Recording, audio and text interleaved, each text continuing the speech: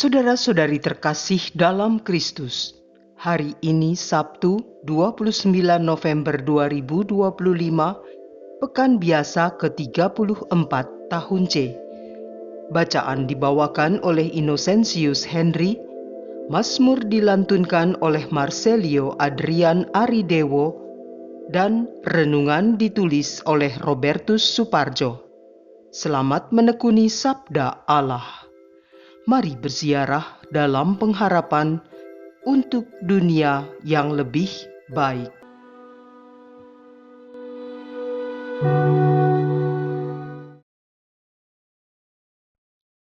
Dalam nama Bapa dan Putera dan Roh Kudus. Amin. Kami berterima kasih kepadamu ya Tuhan Allah kami. Engkau telah membangunkan kami dari tidur dan memperdengarkan kami seruan-Mu, supaya kami mengangkat tangan kepadamu serta memuji Dikau karena keadilan-Mu. Terimalah pada pagi hari ini doa-doa permohonan kami, penghormatan serta sembah bakti kami. Karuniakanlah kami ya Allah, iman yang teguh, harapan yang kuat, serta cinta yang ikhlas. Berkatilah segala gerak laku kami, pekerjaan kami, perkataan dan keinginan kami. Semoga kami mengawali hari ini dengan memuji dan meluhurkan kebaikan-Mu yang tak terperikan. Sebab terberkatilah nama-Mu yang kudus, dan terpujilah kerajaan-Mu, kini dan sepanjang segala masa. Amin. Bacaan dari Nubuat Daniel.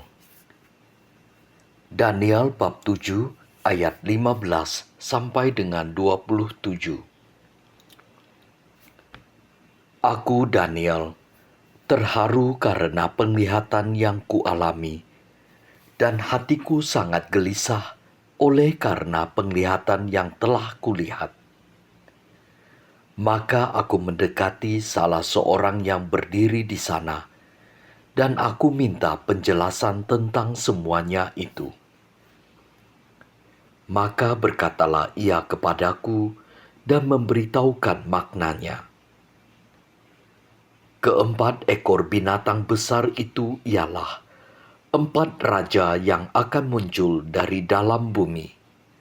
Sesudah itu, orang-orang kudus milik Yang Maha Tinggi akan menerima pemerintahan, dan mereka akan memegang pemerintahan itu sampai selama-lamanya.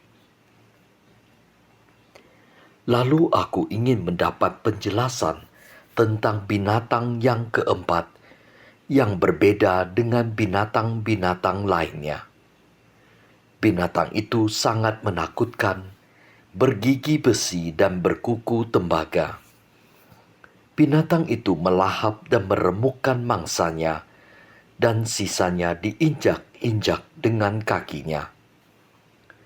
Aku juga ingin mendapat penjelasan tentang ke-10 tanduk yang ada pada kepalanya, dan tentang tanduk yang lain, yakni tanduk yang mempunyai mata serta mulut yang menyombong, yang tumbuh sehingga patahlah 3 tanduk terdahulu, serta nampaknya lebih besar dari semua tanduk yang sudah ada.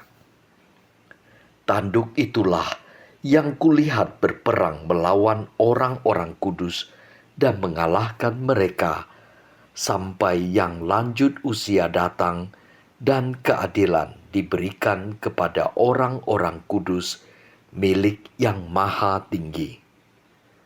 Dan datanglah waktunya orang-orang kudus itu memegang pemerintahan. Maka demikianlah katanya. Binatang yang keempat itu ialah kerajaan keempat yang akan ada di bumi, dan yang berbeda dengan segala kerajaan lain.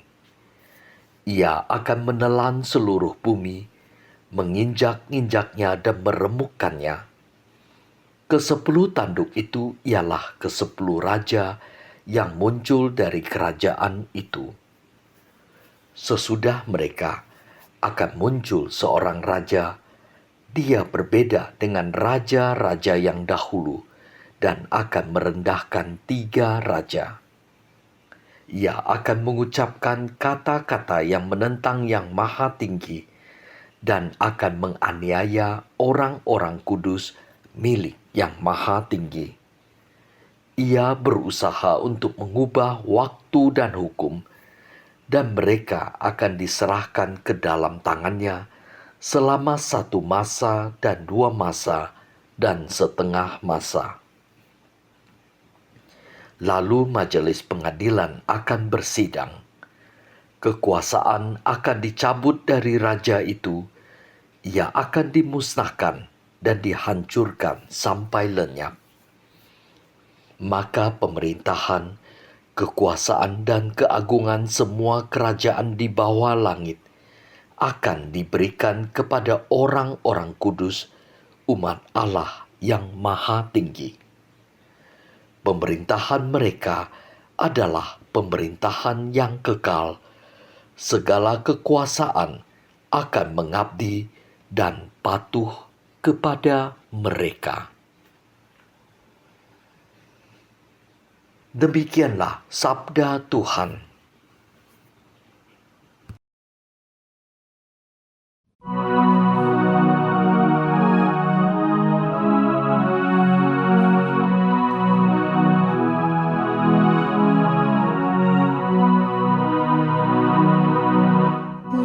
Pujilah dan luhurkanlah Dia selama-lamanya.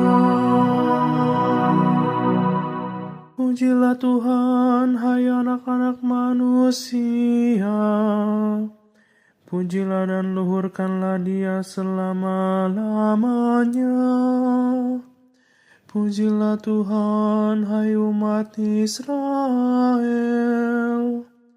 Pujilah dan luhurkanlah Dia selama-lamanya. Pujilah dan luhurkanlah Dia selama-lamanya. Pujilah Tuhan, hai para imam Tuhan. Pujilah dan luhurkanlah Dia selama-lamanya. Pujilah Tuhan, hai para hamba Tuhan. Pujilah dan luhurkanlah Dia selama-lamanya. Pujilah dan luhurkanlah Dia selama-lamanya. Pujilah Tuhan, hai roh dan jiwa orang-orang benar. Pujilah dan luhurkanlah Dia selama-lamanya. Pujilah Tuhan, hai semua yang mursyid dan rendah hati. Pujilah dan luhurkanlah Dia selama-lamanya. Pujilah dan luhurkanlah Dia selama-lamanya.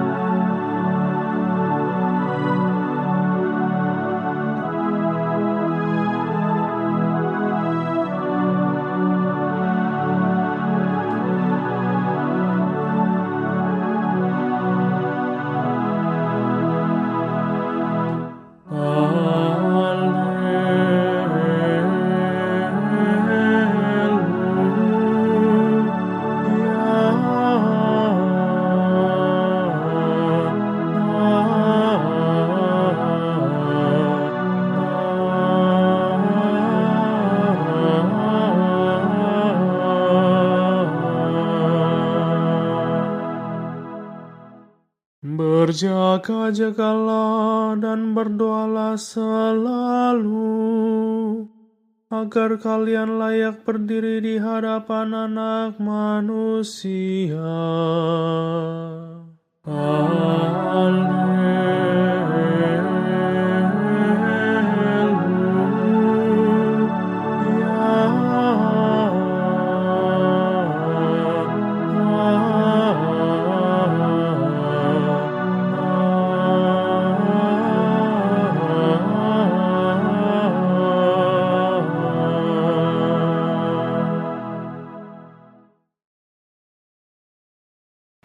Inilah Injil suci menurut Lukas. Injil Lukas bab 21 ayat 34 sampai dengan 36. Pada waktu itu, Yesus berkata kepada murid-muridnya, "Jagalah dirimu, jangan sampai hatimu syarat oleh pesta pora dan kemabukan, serta kepentingan-kepentingan duniawi, dan jangan sampai hari Tuhan tiba-tiba jatuh ke atas dirimu seperti suatu jerat. Sebab ia akan menimpa semua penduduk bumi ini. Berjaga-jagalah senantiasa sambil berdoa, agar kalian mendapat kekuatan untuk luput dari semua yang akan terjadi itu, dan agar kalian tahan berdiri di hadapan Anak Manusia." Demikianlah sabda Tuhan.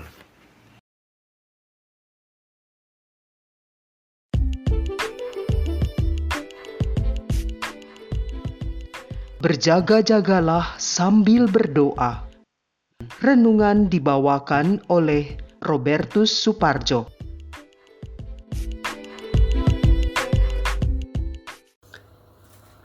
Bapak, Ibu, kaum muda, remaja, dan anak-anak yang terkasih dalam Kristus, rekan seperjalanan dalam iman. Hari ini adalah hari terakhir tahun liturgi tahun C 2025, dan esok hari kita memasuki tahun liturgi baru, yakni tahun A yang diawali dengan Advent pertama. Dalam bacaan pertama hari ini, kita membaca Daniel berkisah tentang mimpinya. Hatinya sangat gelisah karena penglihatan yang dialaminya. Ia melihat dunia diguncang oleh kuasa-kuasa yang menakutkan. Ada gambaran tentang kekuatan jahat yang tampaknya begitu dominan, seakan-akan mampu menguasai dan menindas umat Allah.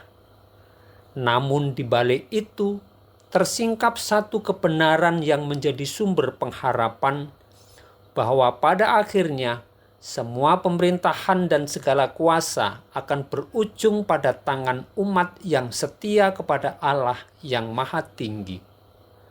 Ada janji bahwa kejahatan tidak pernah akan menang selamanya, dan bahwa orang-orang kudus akan menerima pemerintahan yang tidak akan tergoyahkan. Yesus mengatakan, "Jagalah dirimu supaya hatimu jangan syarat oleh pesta pora dan kemabukan serta kepentingan-kepentingan duniawi, dan supaya hari Tuhan jangan dengan tiba-tiba jatuh ke atas dirimu seperti suatu jerat." Yesus mengingatkan untuk tidak berpesta pora. Jangan terperangkap dengan kesenangan pribadi yang tidak sejalan dengan kehendak Allah, bahkan hal-hal yang dapat menghancurkan kehidupan. Jangan sampai para murid terjerat dengan pesta pora, mabuk-mabukan, dan kepentingan duniawi. Memang ada begitu banyak hal yang dapat menarik hati, yang dapat merugikan, bahkan menjauhkan kita dari Allah atau mengabaikan kehendak Allah. Oleh karena itu, Yesus menghendaki agar mereka berjaga-jaga serta bertekun dalam doa. Dengan bertekun dalam doa dan berjaga-jaga, iman mereka akan dapat bertahan, berdiri di hadapan Tuhan, dan meraih kepastian serta sukacita iman yakni keselamatan dan kebahagiaan. Yesus menghendaki agar para murid beroleh kekuatan untuk menghindarkan diri, untuk mencari keselamatan dan luput dari semua yang dapat menghancurkan hidup mereka. Mengapa Yesus mengingatkan para murid untuk berjaga-jaga sambil berdoa? Sebab dengan berjaga-jaga dan berdoa, para murid tidak hanya mengolah tubuh, tetapi juga kesadaran hati dan jiwa mereka. Berjaga-jagalah senantiasa sambil berdoa, supaya kamu beroleh kekuatan untuk luput dari semua yang akan terjadi itu, dan supaya kamu tahan berdiri di hadapan Anak Manusia. Para murid diminta untuk berjaga-jaga, agar jangan condong pada kejahatan. Hati adalah pusat perjumpaan manusia dengan Allah dalam doa. Bila hati baik, maka baik juga segala sikap, perkataan, dan perbuatan. Itulah juga yang diungkapkan oleh senada dalam lagunya Jagalah Hati. Jagalah hati, jangan kau nodai. Jagalah hati lentera hidup ini. Jagalah hati cahaya ilahi. Bila hati kian bersih, pikiran pun akan jernih, semangat hidup nan gigih, prestasi mudah diraih. Memang tidak mudah untuk menjaga hati tetap bersih, tidak ternoda. Ketika kita berdoa, seringkali terasa kering dan hampa. Pikiran bisa ngelantur kemana-mana. Untuk berdoa dengan sungguh-sungguh memerlukan keberanian untuk menarik diri dari kesibukan dan urusan-urusan duniawi. Kalau kita ingin berdoa dan membangun relasi intim dengan Allah, maka kita harus mampu melepaskan diri dari ikatan-ikatan duniawi yang membelenggu. Sekali lagi, itulah sebabnya Yesus meminta kita untuk tetap berjaga-jaga sambil berdoa. Kita harus tetap setia dan berjaga-jaga. Dalam doa, kita bukan hanya bertemu dengan Tuhan, tetapi juga dengan diri sendiri yang terdalam, diri kita yang tidak dikenal orang, atau diri kita yang kita tolak. Kita berdoa bukan hanya pada saat kita sedang membutuhkan pertolongan Tuhan, tetapi setiap saat untuk bersyukur dan berterima kasih kepada Tuhan. Melalui doa, kita membangun relasi intim dengan Tuhan, agar kemudian hidup kita selaras dengan kehendak-Nya. Berjaga-jaga berarti mengacu pada kehati-hatian, bertindak dan berperilaku dengan penuh kesadaran dan pertimbangan, tidak menyimpang dari kebenaran. Berjaga-jaga berarti hidup seturut firman Tuhan.